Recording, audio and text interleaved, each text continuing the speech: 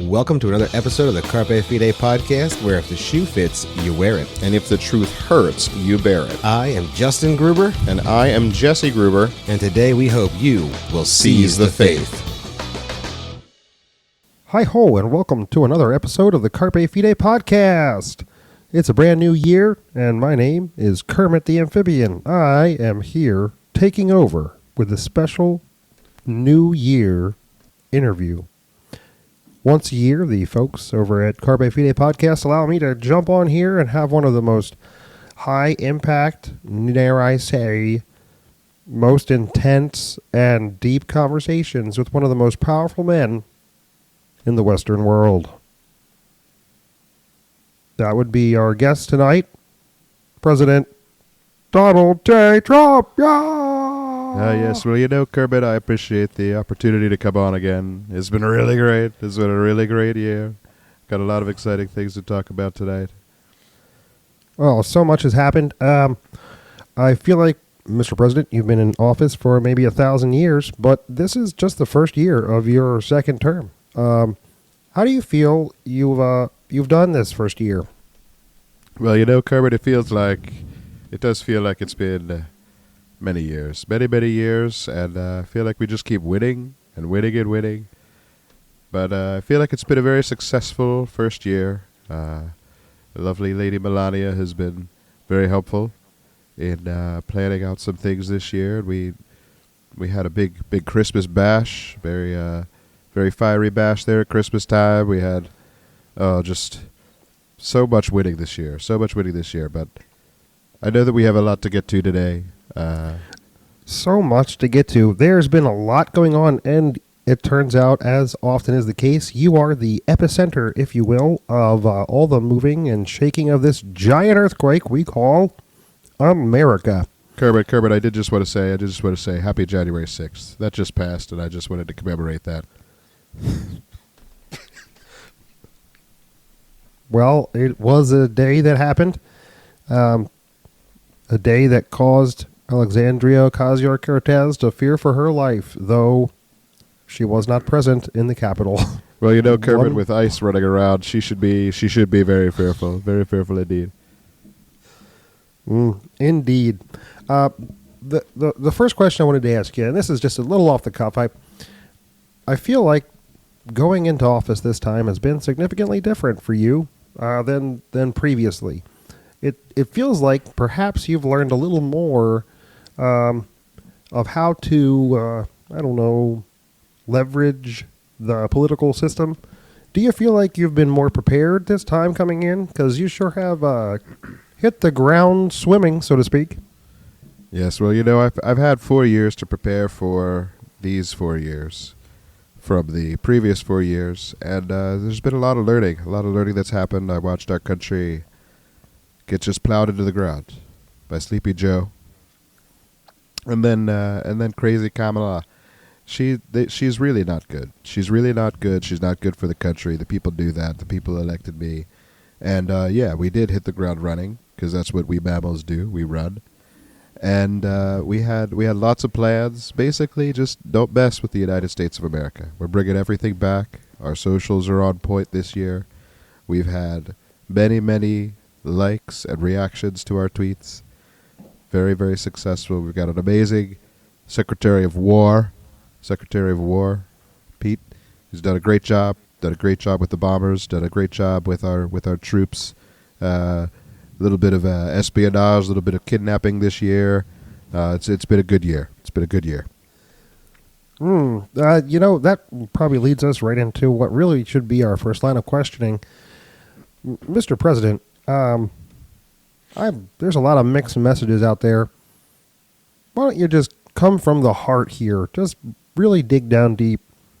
What really motivated you to orchestrate the most successful mission to interdict and remove a president of another country?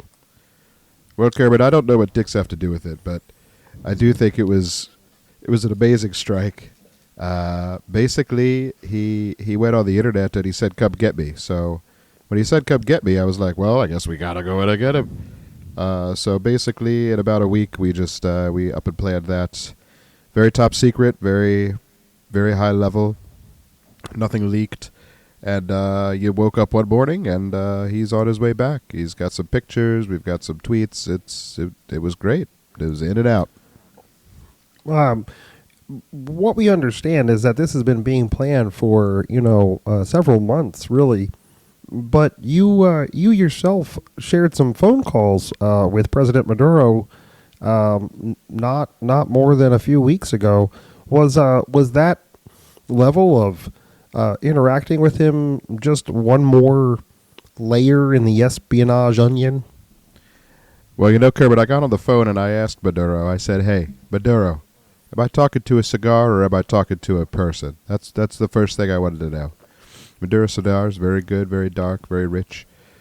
But you know what? Maduro, the person, also was very rich, and he got rich off of the backs of the Venezuelans. And the Venezuelans don't like him. They don't like him very much.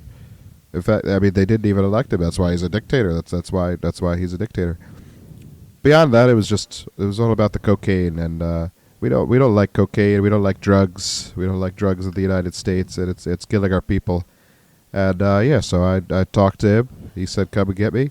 We came and got him, and all we did was what he asked. I've noticed really, a lot of, we were just complying with his demands, honestly. Yeah, did his vocabulary of referring to you as a coward have anything to do with the speed and importance at which you went ahead? Well, Kermit, I think we both know that I'm not a coward. The United States is not a coward. I represent the beautiful people of the United States. The United States is not a cowardly United States. It's more of a lion than a lamb. And I feel like people forgot that. I feel like Sleepy Joe. I feel like he was more of kind of just like a worm, like an earthworm, kind of sinking in the puddle. That's kind of what he portrayed of the American people. But we know in this administration, we know that the American people, they're just some of the greatest people, and we are very much like lions. And other people have called me cowards. It's a fairly common trope. But if you don't want to die like dogs, like Soleimani, you really just all you gotta do is just watch what you say. But my mother always told me, I forget her name right now, but my mother always told me, to speak nicely, and if you don't have anything nice to say, just don't say it at all. And I feel like, honestly, I just feel like if people lived by that rule, more people would be alive. You might not be wrong there, Mr. President. It's very possible more people indeed would be alive.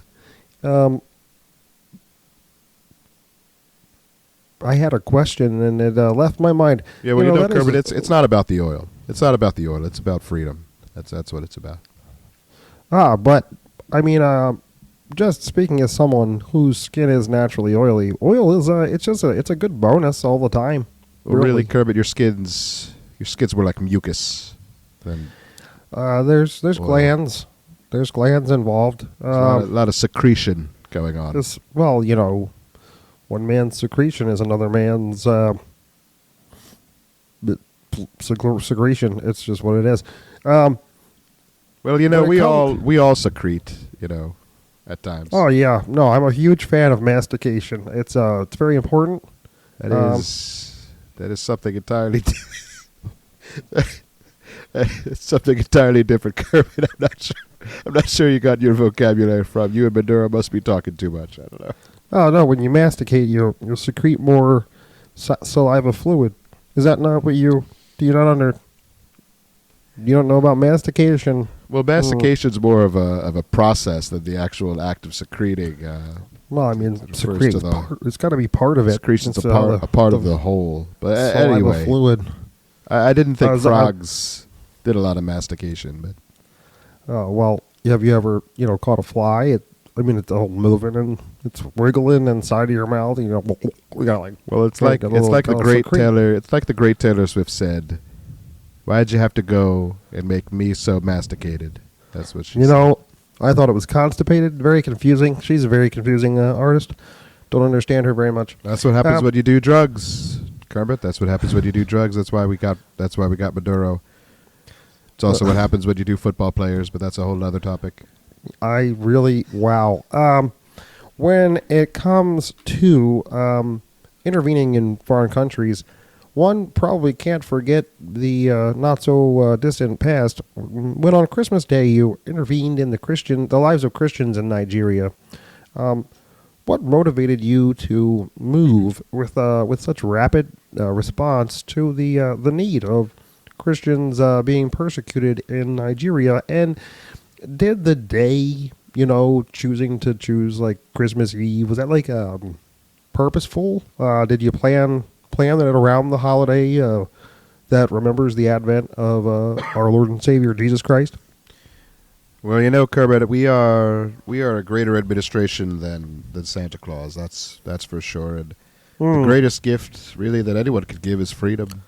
Freedom. As Jesus said, from our sins. And we saw what they were doing over in Africa, and there's a lot of Christians being just mowed down.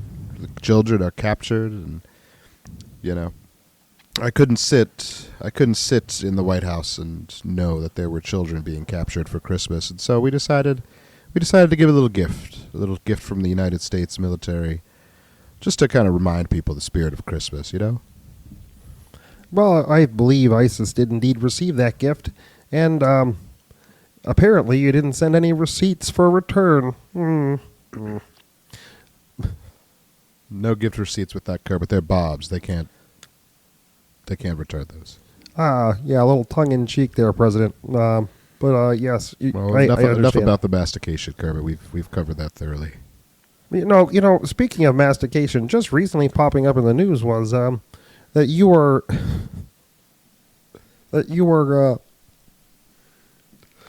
reversing the food pyramid. That part of the Maha agenda was to restructure food pyramid around not intaking so many grains and focusing more on quality protein and fat. Is this something that your administration had been planning to do around food and mastication and whatnot? Well, Kermit, gut health is extremely important. I love guts. Guts are really important. Especially love the guts of my enemies splattering the walls, the tunnels that they hide in. But besides that, the gut is extremely important. And what we do to grain is really bad. It's really bad. It's like Ketanji Brown Jackson, bad. And it really disrupts the gut. If you're familiar with that, even it's so important to really reverse this food pyramid, and I really like turning things upside down. I like it. I like the shape a little bit better. But protein's really good for you. Protein's it's the building blocks of life. Really, it's really important. And all of these public school teachers, they're telling you, and even Michelle Obama or Michael, whatever his or her name is, she's like, oh, it's all about the food pyramid and everything like that. But what really what they want to do? They want to make our kids sick. They want to make the kids sick. They want to keep them sick. It's a terrible, terrible thing with the vaccines and with the food pyramid. And so we're just turning things upside down. It was a very easy adjustment. It was just a little rotation. Not terribly disruptive, but hopefully meaningful. Hopefully our kids will live a little bit longer with the food pyramid upside down like that. Yeah, I mean, it's not so much that you flip the whole thing upside down, because everybody knows when you shove like a point in the ground, it's not very stable. You really just kind of inverted much of the foods that were, on the food pyramid. It's kind of like you just basically flipped around, not shoving so many processed grains down your gullet, and as an amphibian, grain does not process well inside of our guts, so we tend to limit that. And I think you notice that frogs are generally very lean, very, very muscular, strong. Tiny, powerful legs. tiny, like for their size, I would say we have some of the strongest legs in the animal kingdom. And I mean, I'm really excited about this change, and hopefully it just connects people more with things that just come from God's creation, instead of I don't know shoving everything through a process. Maybe we just take what God's given and give thanks and rejoice and eat. Yeah, well, wait till General Mills actually mills the grain again. That's gonna be fantastic. Instead of hitting it with the Agent Orange or whatever they put on that afterwards to make it white. I love white. I love white. It's a great color. But it's unnatural for some things. Yeah, I was just thinking. That's kind of. It's funny because when you mentioned Ketanji Brown earlier, I didn't know which way you were going with that. Because grain and the colors of the grain, I didn't know how it was going to go. I'm really glad we made that turn. And white is good, like snow. Snow's nice, and it's really nice when it's fresh, and then it gets gross. When it gets dirty, and so white, white's great. Snow and clouds, Europeans from 100 years ago. So much white, really. Speaking of white, Tim Walz is no longer running for governor in Minnesota, and I know that you've been keeping your finger on the pulse of this developing story. It's almost like you kind of threw us off the scent of what was happening there in Minnesota by stealing another president of another country, which was really funny. It was made pretty impressive. You know what? We didn't even say anything. Great job, military. You know what? As the commander in chief, it's been just something to behold. Our military has been really just flexing its muscles all over the place, really. A lot of protein in the pyramid, a lot of muscles. Great work. Yeah, but it kind of got us away from what was going on with, gee whiz, I don't know, the Somali daycares. Have you been personally paying attention to this particular story? Well, Kermit, I did promise so much winning that you would say, no, stop. It's too much winning. And, it's really difficult to space these things over the course of 52 weeks. Some things just overlap.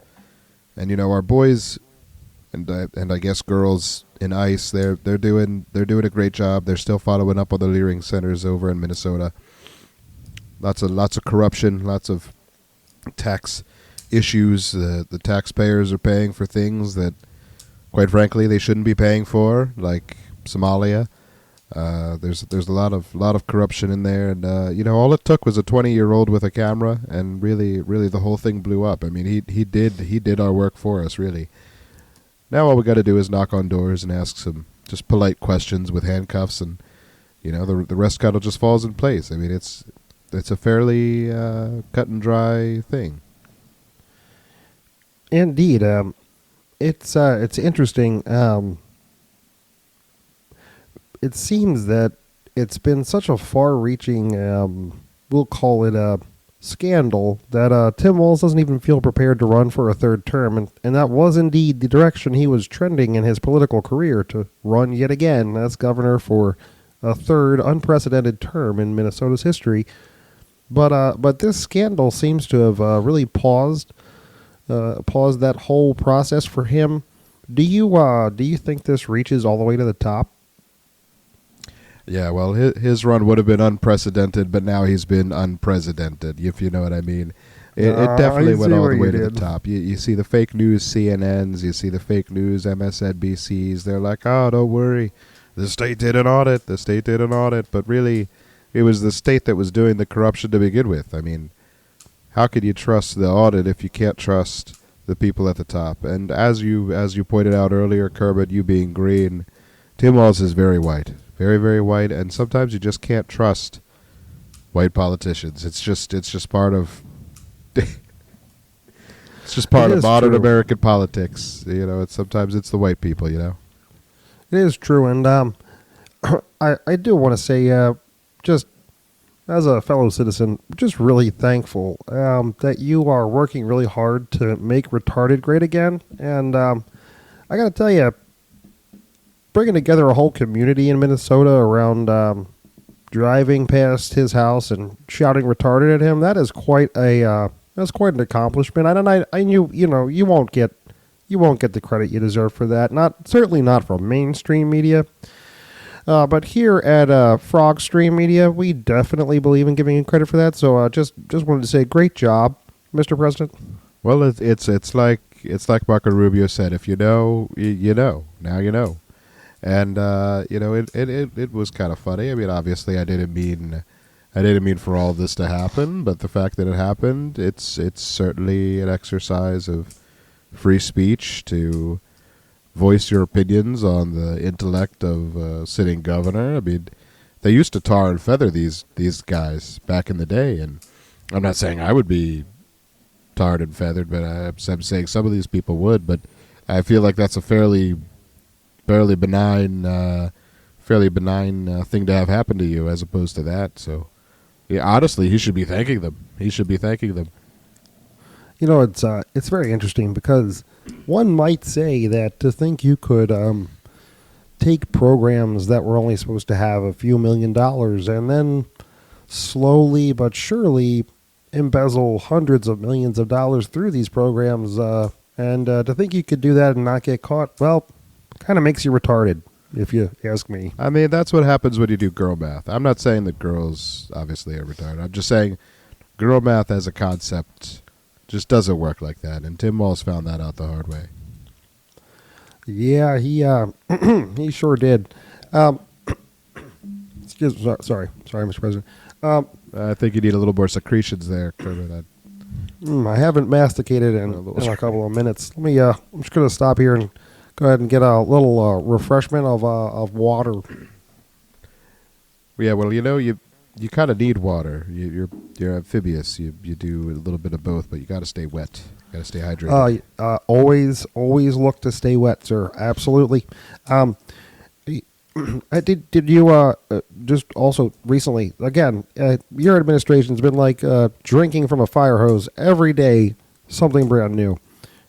It seems that you and Mr. Kennedy got together, and you've also rejiggered the entire vaccine schedule a bit.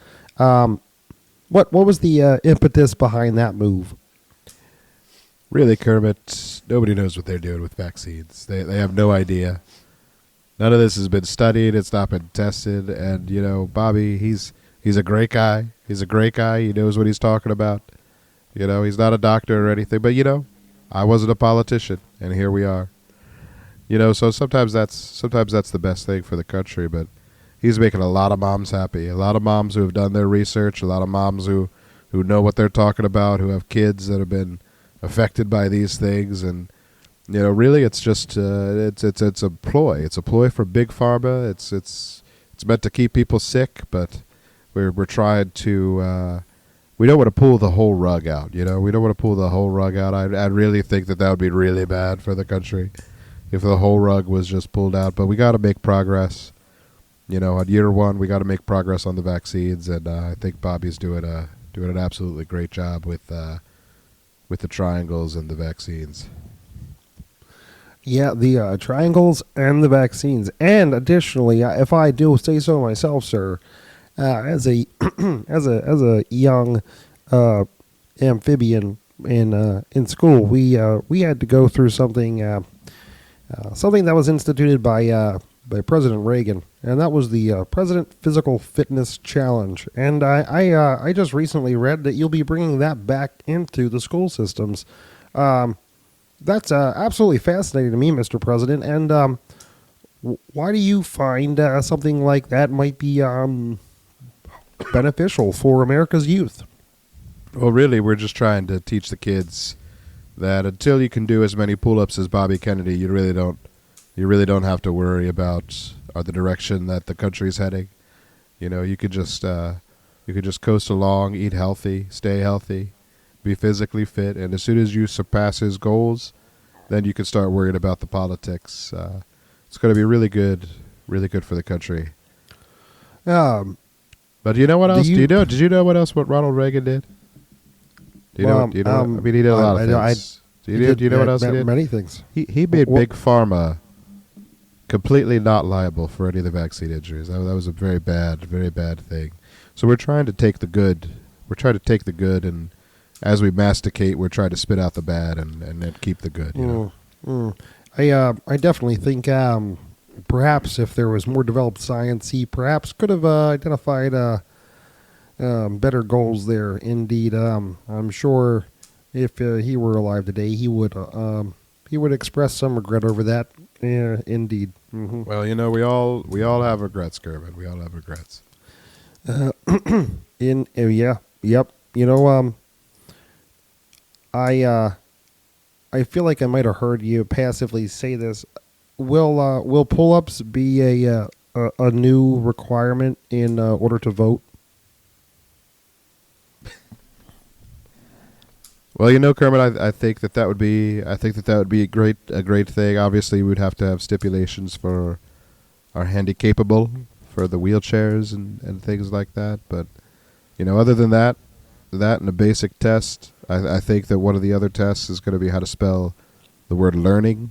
It's very important these days. Very relevant to what we're talking about. You said leering? Yeah, no, learning with an N. You got to put the N in there. We just need a basic. Basic I assumed that particular center was mostly involved in staring awkwardly at children. So they quality leered at children. Lots of leering. Honestly, I just assumed that's probably not too far from the truth. Not too far from the truth. I mean, have you seen those eyes? Have you seen the eyes? They're lifeless like a shark. And I think my real concern is that these particular people were leering at children that were not present at the daycare that they may or may not have actually been running. So it was like leering at stranger children, which is really just kind of super creepy. Yeah, there's some stranger things happening all across Minnesota. The daycare centers, whatever they're running, it's pretty weird, Kermit. It's pretty weird what they're doing over there. And I really appreciate you. I know you don't have a lot of time to give us in this interview, and you're a very busy man. I'm sure you have another dictator to overthrow or country to take over. I hear Iran's going down next. They've got some protests in Iran. I just saw that on Truth Social. Yeah, that might be the powder keg that kind of blows itself up there, maybe. Well, anything to save the taxpayers' money, that would be great. I mean, if we got to blow it up, we'll blow it up. But otherwise, you know, better to let I was wondering exactly with netting the $50 million bounty on Maduro.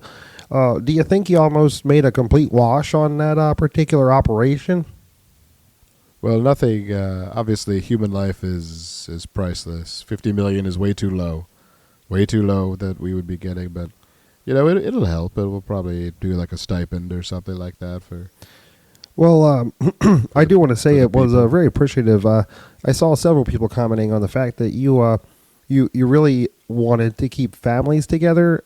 Is that part of the reason why you took Maduro's wife as well? You want to unite families together? Honestly, Kermit, she's pretty much just a wretch. There was no leaving her there. That she was just an awful person. Reminded me a lot of Kamala when I heard about her. No, it had nothing to do with that. It was all just purely she's just terrible. Oh, okay. Well, and she tripped. That's how the bruises got there. She tripped. You know, I that's a common problem. I mean, it happens. You're running away, and all of a sudden, I mean, paramilitary you fall down the stairs. You know, operations, special units, stuff like that happens. You trip, you fall, get a bruise here or there. Yeah. It's really should have been more careful. You know. I mean, maybe she was a little disoriented. It was, very early in the morning. with the bobs and everything. I understand. It's okay. Yeah, no, absolutely, indeed. While I have you here, one more quick question.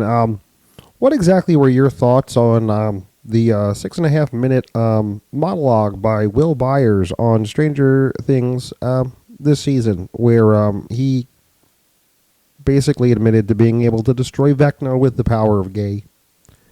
Well, when I was a kid, Kermit, we would try to pray the gay away, and I think we need to get back to that a little bit. I don't really understand why they couldn't call in the power of the U.S. military really to do any of this. I don't know why it had to be the strange gayness with Will. And I mean, he's always been a weird kid. He's been a weird kid from season 1. Have you seen his hair? His hair is very weird.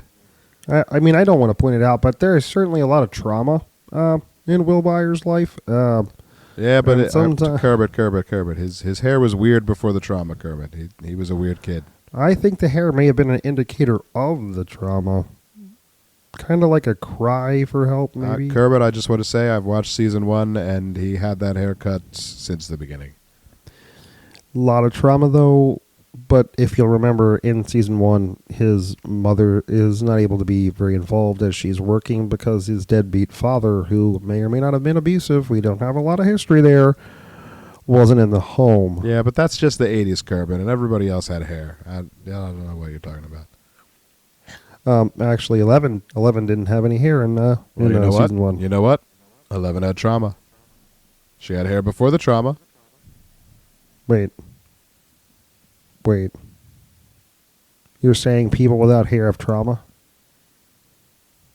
Wait. I'm saying that I'm very confused now. People with hair like that as little girls, it's indicative of stranger things going on. I don't know.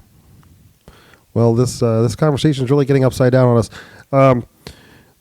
If there's one more thing that I could just venture to ask, as we look forward this here is about to 20, this is about the fifth. There's just a lot of things, Mr. President. It's not my fault you're just going at this so hard. If you do less, we could talk about other things like ice cream or, I don't know, golfing, but you're very busy and you just get a lot done. So maybe what's one thing you think we should be looking forward to in 2026 from the Trump administration? Well, I think that in 2026 you're going to see the results of a lot of these things. You're going to see kids get healthier.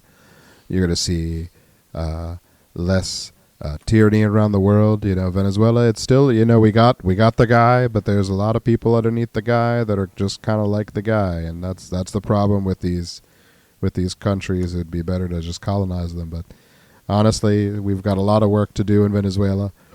There's still a lot more to come on that, and I really honestly, I'm just waiting for the next person to make a tweet. That's really where we're at. I don't know if it's going to be Xi. I don't know if it's going to be Vladimir over there, but I'm hoping that we'll see the end of that war. That's been a nasty war. A lot of bad things going on in that war, and honestly, I'm just tired of funding it, really. Do you have anything particularly large planned for this coming anniversary year in the White House? Maybe I was wondering if maybe you had any anniversary Easter plans. Like you really kicked off the Washington Monument with a New Year light show. Are we going to be able to expect more displays of American awesomeness that way? Kermit, that was just smokes and mirrors, Kermit, compared to what we have planned. We've got a lot of public executions, a lot of. I'm sorry, what? Well, I mean, why would you capture dictators if you're not planning on getting rid of them? I don't understand. What other purpose do they have? I did not anticipate. What, like firing squads, or what are we talking here? Well, really, I mean, we live in a constitutional republic. I was just thinking people would vote for their. Oh my! Like some sort of weird Squid Game kind of thing, like where we're like, hey, everybody tune in and text 1 through 4 to 55 kill Maduro, kind of a thing. Yeah, I mean that's one way it could happen. I was thinking like a Facebook group vote, but yeah, that could happen. Facebook group. Yeah, With you know, they have a poll. The admins they could put a poll. I don't up. think they have the capability of putting all of America into one group, though. Well, you really underestimate American companies and American potential, really. It just seems Speaking kinda of, retarded. you can buy those cute little Toyota trucks now. By the way, No, the Hilux. Yeah, that's a thing of beauty.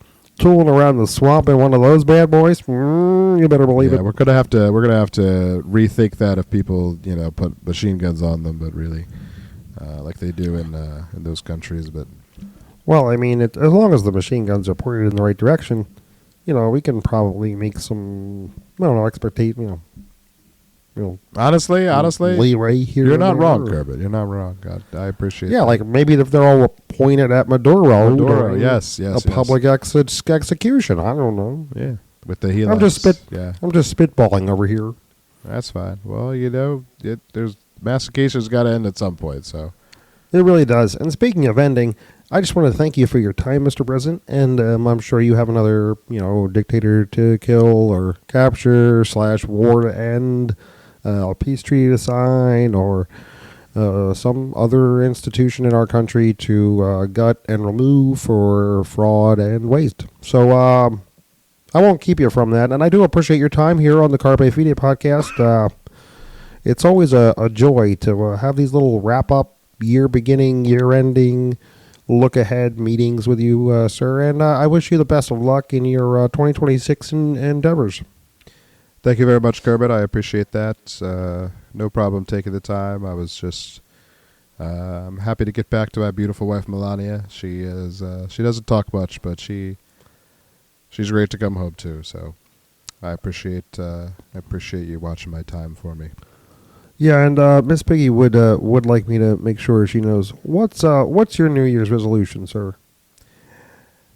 Kermit, my New Year's resolution's the same that it's always been. Really, it's just to make America great again. We are in the golden age. And it will continue. What a wonderful thing. Well, with that, Mr. President, we hope that you and the entire nation would indeed seize the faith here on the Carpe Fide podcast. Thank you very much, Kermit. Carpe, to you Carpe too. the Fide, Yeah. you know what I mean? Mm-hmm. Yeah, I don't really know a lot of Spanish, but I appreciate that. Thank you.